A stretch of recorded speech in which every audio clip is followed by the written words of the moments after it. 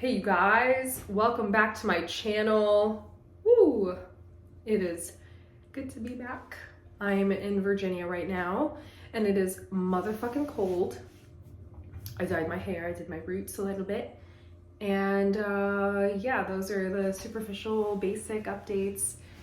But I have, I think, something important to talk about. Something that happened very recently, aka yesterday. I went to a psychic, or I phoned a psychic, rather. And this is the first of any of this. I've always been skeptical about it, but nevertheless intrigued.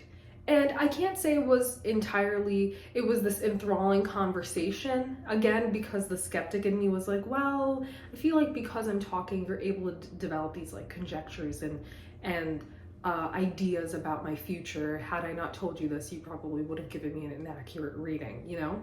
It was a tarot reading.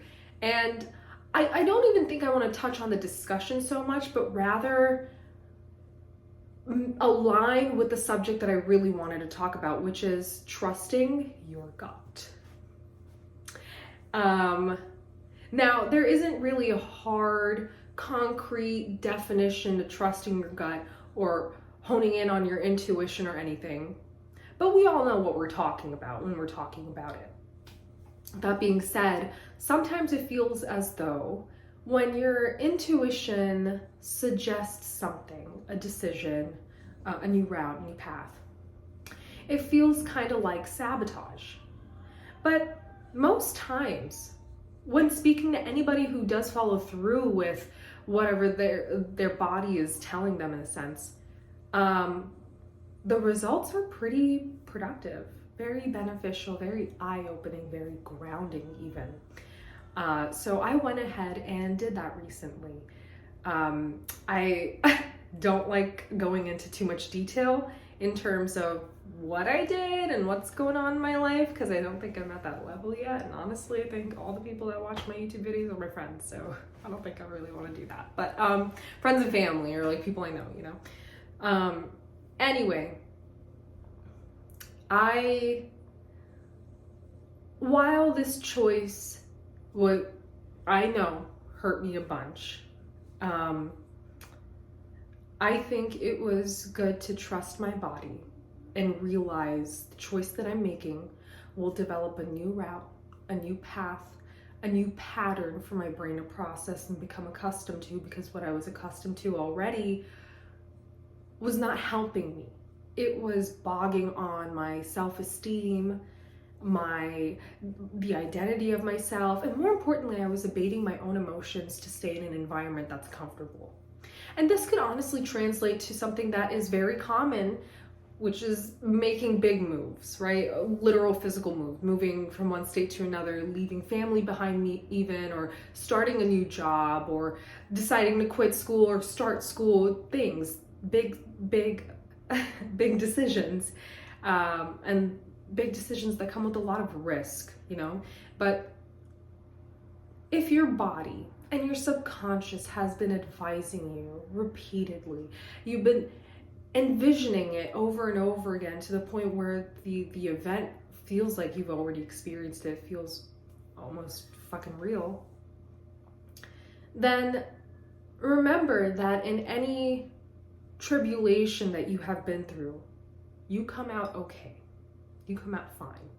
Maybe not unscathed, but you're okay. And from it, you learn something incredibly important to take with you for the rest of your life, and hopefully had put you in the position like mine where you are itching to impart whatever you've learned, you know, because that's why I'm here. It's not that I've always made these grand decisions that change the trajectory of my life or anything, over and over again, you know, but when I did, it gave a sense of self to me and an identity. And it reminded me that while I am soft, I still have, I don't know, like I still have a footing. I'm still me, I'm still standing, you know? And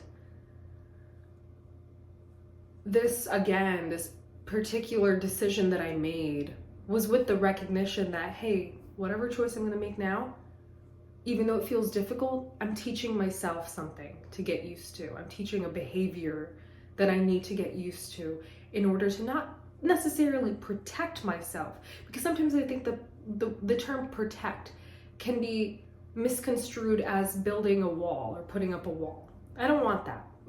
I don't want that at all. I like connecting with people. I love being vulnerable. I think it's so important I mean, that's tangential, but you know. I think what I mean here is I need to nurture myself, foster a mindset that is productive for me, loving, compassionate towards myself, giving myself an environment that thrives even though it's scary. And I have already a tendency where I rely on comfortability, familiarity. I don't like to be in situations I'm certainly not familiar with.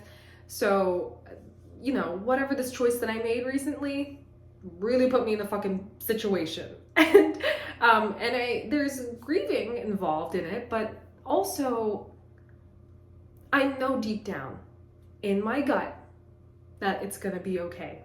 And it is probably good for me. So it's interesting, I did a first take of this video and I was so afraid that I wasn't sharing enough, or I wasn't speaking in a way that would, you know, connect with whoever's watching, but I think I feel confident with this one. And otherwise, forgive me for sucking at this, but like, you know. Yeah, so that's pretty much, I mean, I'm just touching on the subject, but, you know, other examples would be, right, you know, taking the new job or moving away far. I mean, these things are scary. And us humans, I mean, naturally, biologically, we are not, like, our nervous system spikes when we're in situations that we are not familiar with, you know, and that sometimes, honestly, the inclination to acquire knowledge and information is to familiarize ourselves, because it is fucking scary. The unknown is scary in any subject, really, whether it be physical, even spiritual or whatever. I mean, fuck, like, that's the whole point of like the suspense factor in like Hitchcock's shit, you know, because it's like you don't see what it is, and there's a buildup in your mind, you know. But yeah, it'll always take a lot from you, but it'll give back tenfold. I like to believe that. And really, every time I've made a risky decision, gave me back tenfold, defined my identity, gave me self-esteem, and put me in a position where I have to speak for myself. And in that, I found my voice, and I found my words, found my personality, my character, like all the good stuff, you know? So I certainly advise that. And I hope that whoever's watching this, and whatever situation you're in, I hope, you know, what I'm saying doesn't come from a place of privilege, you know, and I don't like that. I don't like to ever, you know, accidentally be in a position of ignorance and advise something that someone can't really do right now, you know. But if you can, then please try. Your body knows you. And I am a firm believer in, while it's important to seek advice, therapy even, I'm a big believer in knowing that, or just only you can give yourself the best advice, because you truly know who you are. You know what you've been through, and you know what you've become. And you know, you kind of know where you're headed in terms of who you've become. There's this line in Fleabag when, ironically, she was in therapy, and her therapist was like, you already know what you're gonna do. And like, they had a back and forth about it, but the point was, you already know what you're gonna do, you know? And that really hit home for me. I love Fleabag. I should talk about it more, but I love Fleabag. Oh, anyway, if you can, then try. Because again, I mean, no one has been in your shoes, and certainly we can sympathize as much as we can for others, and trust me, I do. I really do, to the point where there is an emotional toll, and I end up crying for people that have been through certain difficulties that I don't think I could even fathom for myself or my loved ones. But there's a limit to that, a realistic limit. I cannot be in this state perpetually because it isn't my life. And so your brain really only knows what it has experienced, what's been done unto your brain. That's the response. Those are the neuronal patterns you're going to have to adhere to. And we all have our own patterns, and they're all contingent on typically trauma, or let's just say general experience for now. But we function a certain way because of that experience. So yeah, look at yourself from a bird's eye view, from a very observational lens. See what's good. And if you can, try to let yourself, as corny as it sounds, try to see if you can fly. Let yourself free. See if you can walk and run and all those good things. Because you'd be surprised how much you're capable of. And really, I believe that function follows form, and not to get all woo-woo, but manifestation, oh God, even saying it out loud is like, ooh. But manifestation, if we intellectualize the practice of it, it's just a matter of, aligning your goals with your behavior, with your function, with your belief system, with your self-esteem. The more you align, the higher the chances of living a life that you want for yourself. So yeah, I'll leave you with that.